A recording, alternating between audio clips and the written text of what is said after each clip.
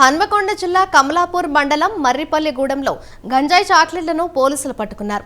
మర్రిపల్లిగూడెంలో CI Harikrishna తన సిబ్బందితో కలిసి పెట్రోలింగ్ చేస్తుండగా అనుమానాస్పదంగా ఇద్దరు వ్యక్తులు తిరుగుతున్నారు.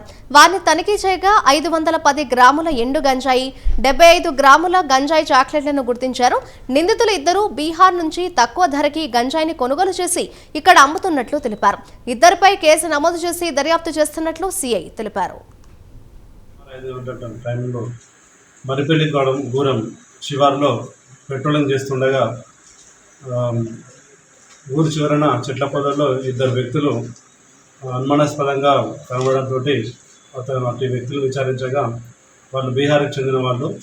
వాళ్ళ దగ్గర దొరికిన సంచులలో సుమారు 500 గ్రాముల గంజాయి, అదేవిధంగా గంజాయి మత్తు పదార్థానికి సంబంధించిన చాక్లెట్లు 14 దొరకడం జరిగింది.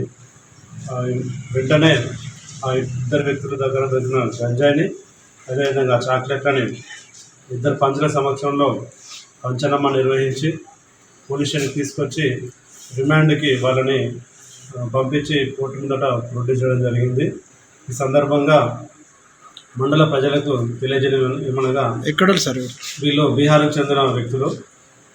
ఎవరైనా మన మండలంలో మత్తు పదార్థాలు గంజాయి కానీ ఇంకా ఎటువంటి మత్తు పదార్థాలైనా సేవించున్నా లేకున్నా అమ్మడానికి వచ్చిన వ్యక్తుల సమాచారం దొరికినట్లయితే తప్పకుండా పోలీస్ వారికి